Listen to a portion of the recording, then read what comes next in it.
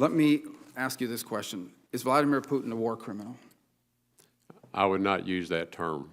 Well, let me describe the situation in Aleppo, and perhaps that will help you reach that conclusion.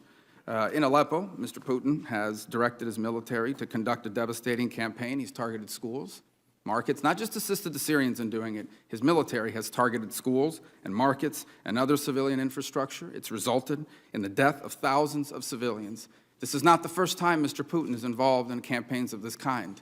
Back when he was just appointed prime minister before he was elected, and I'm sure you're aware of that period of time, there was a series of bombings, and they blamed it on the Chechens. And Mr. Putin personally said that he would punish them, and so he ordered the Air Force to bomb the Chechen capital of Grozny. They used Scud missiles to hit hospitals, the city's main outdoor market, packed with shoppers. 137 people died instantly. They used thermobaric and fuel-air explosive bombs. These are the bombs that ignite, and they burn the air breathed in by people who are hiding in basements. They used cluster munitions. He used battlefield weapons against civilians. And when it was all said and done, an estimated 300,000 civilians were killed, and the city was completely destroyed. By the way, there's credible body of reporting, open source and other, that this was all those bombings were part of a black flag operation on the part of the FSB.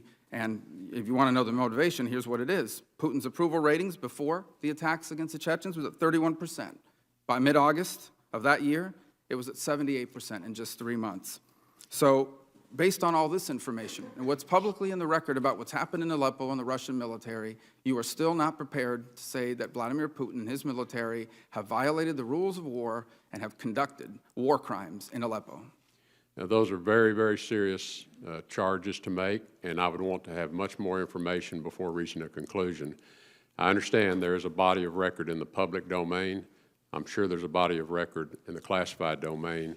And I think in order to deal with a serious question like this, Mr. Tillerson, what's happened in Aleppo is in the public domain. The videos and the pictures are there. Fully informed before advising the president. Well, I encourage you. There is so much information out there about what's happened in Aleppo, leaving the Chechen issue aside. What happened there is clearly documented as well. There's so much information out there.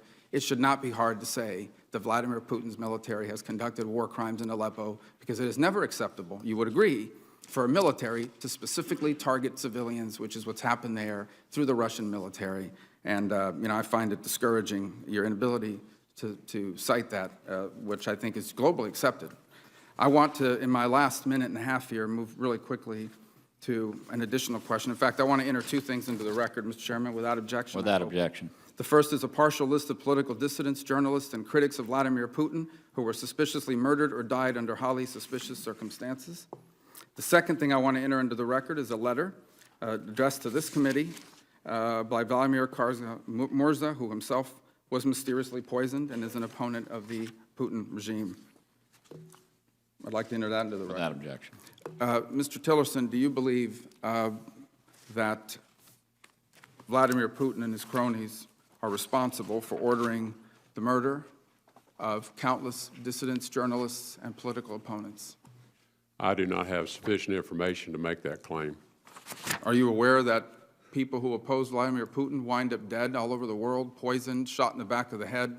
And do you think that was coincidental, or do you think that it is quite possible, or likely, as I believe, that they were part of an effort to murder his political opponents? Well, people who speak up for freedom in regimes that are repressive are often at threat, and these things happen to them.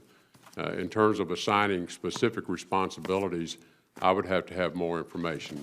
As I indicated, I feel it's important that in advising the president, if confirmed, that I deal with facts, that I deal with sufficient information, which means having access to all information. And I'm sure there's a large body of information that I've never seen that's in the classified realm.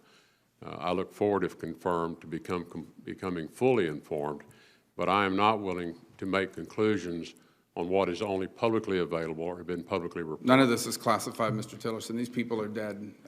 Political opponents are dead. Your question was people who were directly responsible for that. I'm not disputing these people are dead. Senator Menendez.